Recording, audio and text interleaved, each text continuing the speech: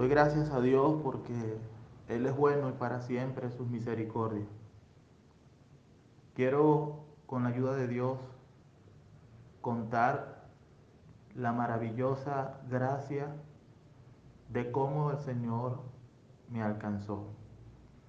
Antes voy a leer un versículo, es el versículo de la cual yo entendí de su gran amor, de su gran misericordia. Isaías 53, versículo 5. En la Biblia dice: mas Él herido fue por nuestras rebeliones, molido por nuestros pecados. El castigo de nuestra paz fue sobre Él, y por su llaga fuimos nosotros curados.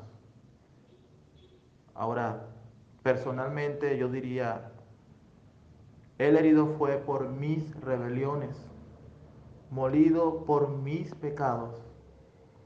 El castigo de mi paz fue sobre Él, y por su llaga he sido yo curado.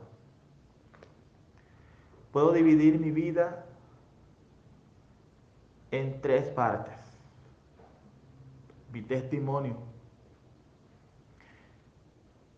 Una vida en ruinas. Yo no nací en un hogar cristiano, ni mucho menos vivir con mis padres. Mi papá, músico, mi mamá de sangre, trabajó como mesera en un bar. Tenía unos compadres y ellos, la señora Carmen Rodríguez, mi mamá, que hace unos días murió, y Antonio José Rondón, mi papá, que hace 3 años murió.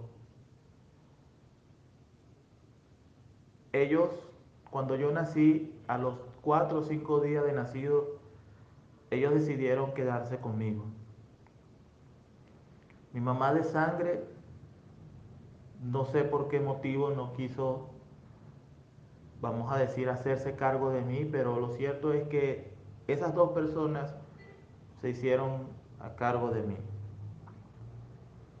Mi vida, yo viví con mi mamá Carmen 13 años.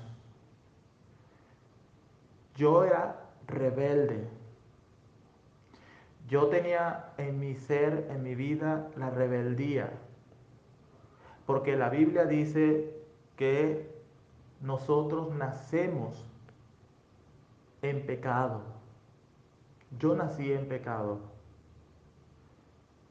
Y llevamos en nosotros esa semilla tan terrible, la semilla de Adán, el pecado. Y por tanto se hace manifiesto lo que somos, pecadores y pecadores arruinados. Apenas era un niño, rebelde, grosero, irrespetuoso. Eso me hace pensar en lo que escribe el apóstol Pedro en su carta y el apóstol Pablo. El carácter de los hombres en los días postreros, sin misericordia, irrespetuoso. Bueno, yo era un niño y ya yo tenía esos rasgos de un pecador. No estoy para hacer menciones de los pecados terribles que hacía, pero era un pecador. En mí había maldad.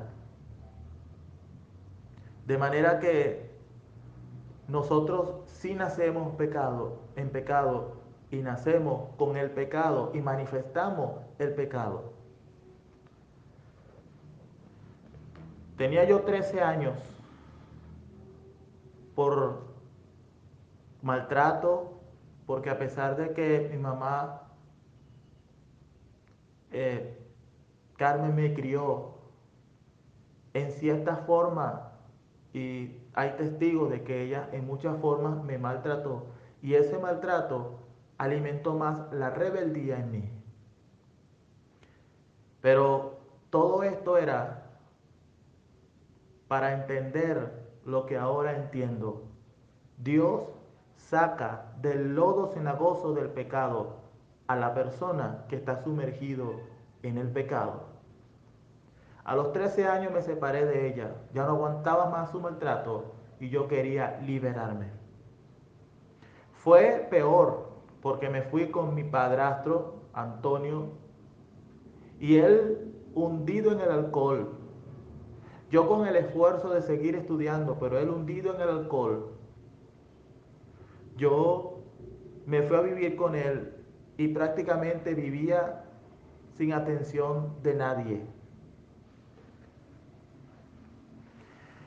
Mi vida seguía siendo marcada por el pecado. Yo andaba viviendo prácticamente en la calle, como decimos nosotros coloquialmente, la vida loca. No me gustaba el alcohol, no me gustaban los vicios, pero para ser un tremendo sinvergüenza y pecador no se necesita vicios ni el alcohol. Había una vida, había una vida de inmoralidad en mi vida marcada. A los 16, 17 años, yo comencé a asistir a la iglesia católica. Ahí está mi vida religiosa. Una vida en ruinas, que siguió siendo marcada luego con una añadidura, la vida religiosa. Yo comencé a asistir a un grupo de la iglesia católica, un grupo anexo a la orden de los agustinos. Y apreciaba mucho la vida de San Agustín.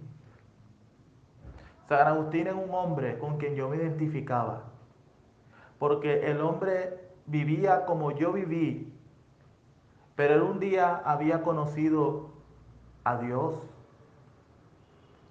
Un día él había escuchado, había leído en la palabra de Dios, en Romanos capítulo 13, donde dice: la noche está avanzada, se acerca el día. Desechemos pues las obras de las tinieblas, vistámonos las armas de la luz, andemos como de día honestamente, y no en glotonería, no en borrachera, ni lujuria, ni lascivia, no en contiendas, ni envidia, sino vestidos del Señor Jesucristo, y no proveáis para los deseos de la carne. Dios usó esa palabra para transformar a ese hombre. Y eso comenzó a ser como un látigo en mis oídos, dentro de la iglesia católica. Pero había un conflicto en mi vida. No solo conflictos sentimentales, sino un conflicto doctrinales, porque yo recuerdo que yo había tomado una Biblia de mi primo, que era una Biblia, la Biblia Reina Valera. Él decía la Biblia de los evangélicos. Yo tomé esa Biblia y comencé a leer la Biblia.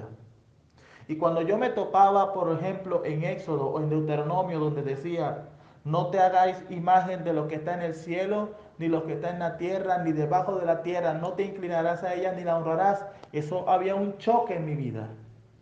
¿Cómo es posible? La Biblia dice algo que Dios aborrece, que tristemente en la religión que yo practico se hace.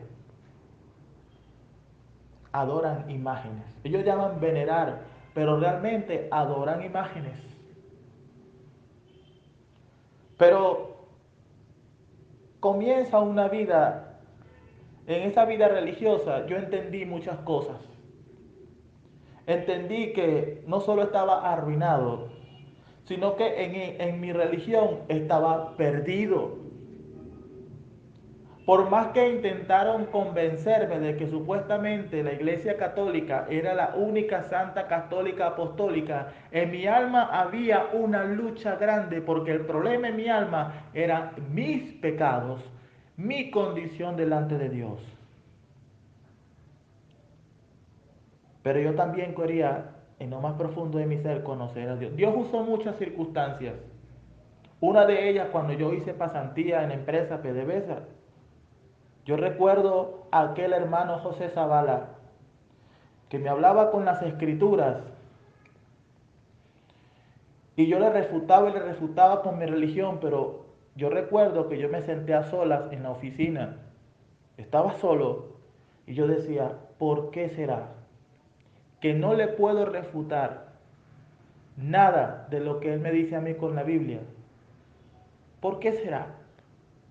¿Por qué será que creo que Él dice la verdad y yo estoy equivocado? Ve cómo Dios, querido hermano, querido amigo, Dios usa la circunstancia. El Espíritu Santo va convenciendo a uno de pecado. El Espíritu Santo va guiándonos a toda verdad. A mí me impresiona cómo Dios obra en la vida de cada uno antes, durante y después de ser salvo. Porque Él usa las personas que Él quiere para, vamos a decirnos, arrimarnos a la salvación. Yo recuerdo que mi último viaje como religioso fue hasta Maracay y ya estaba cansado, ya estaba agotado de esta vida religiosa sin sabor, vacío. A veces me pregunto cuántos católicos se sentirán así. ¿Cuántos queriendo conocer verdaderamente al Señor Jesucristo practican esa religión y se sienten vacíos? No es que no entienden, es que saben de que no es suficiente. Como aquel Nicodemo. Nicodemo se le acercó al Señor de noche y el Señor le tuvo que decir, de cierto os digo, si no nacieres de nuevo, no puedes entrar en el reino de Dios. No puedes ver el reino de Dios. Había que nacer de nuevo.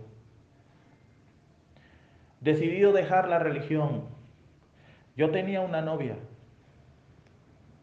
y 2 meses antes, sin yo saber que Dios obraría en mi vida para salvación, yo decidí dejarla.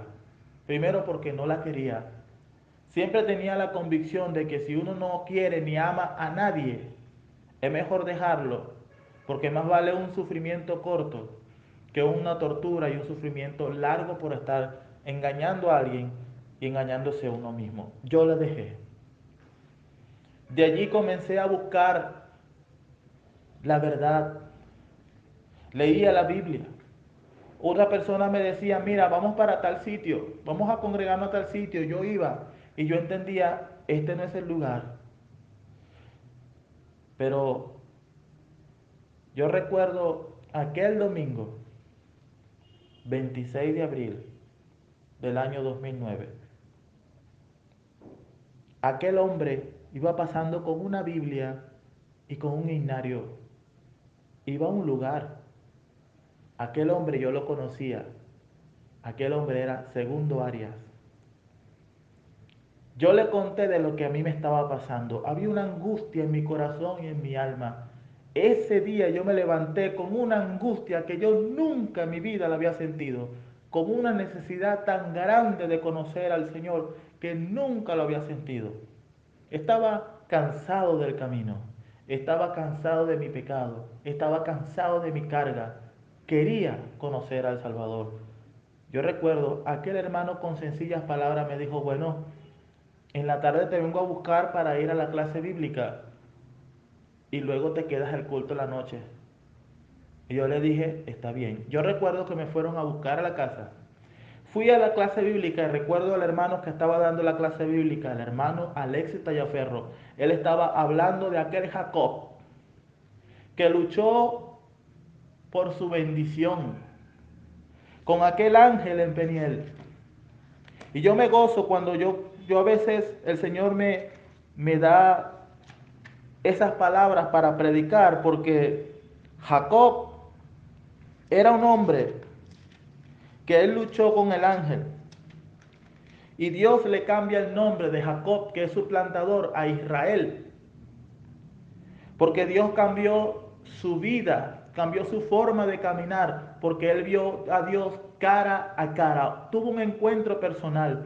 Y esa clase bíblica a mí me impactó. Yo me acuerdo cuando entré al local evangélico, yo vi aquella tremenda carta gráfica. 2 caminos y 2 destinos.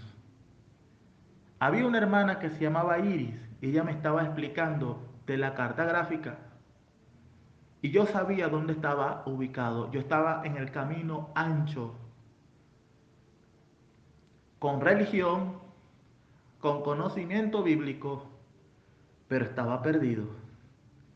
No basta con leer la Biblia, no basta con tener una religión, hace falta tener al Redentor. Una vida en ruinas, una vida religiosa. Pero el 26 de abril del año 2009, yo recuerdo cuando los hermanos empezaron a predicar. Recuerdo claramente aquellas palabras del hermano Rommel Sequera. Uno no está confiando en el hombre, pero Dios pone las palabras en ese hombre para entender la salvación, para entender del Salvador. Y aquel hermano dijo, ¿por qué sigues de aquí y allá y no te decides por Cristo? Yo estaba caminando de una forma equivocada porque yo estaba buscando un lugar y tenía que decidirme por aquel hombre del lugar. Es verdad, había un deseo en mi corazón por conocer al Señor, pero yo quería buscar un lugar, pero no solamente encontré al Señor del lugar, sino que encontré el lugar donde estaba el Señor. Y era una iglesia sencilla, no había instrumento musical, hermanos sencillos, hermanos predicando el evangelio en su pureza. Y aquel hermano diciendo aquellas palabras eran como palabras que me abrieron la conciencia de saber, tú tienes que tomar la decisión esta noche. Yo recuerdo el himno 345, el que pidieron.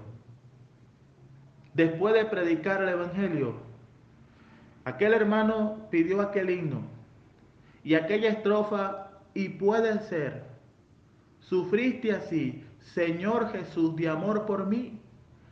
Aquellos hermanos hablaron de cómo Cristo había entregado su vida, había muerto por nosotros los pecadores,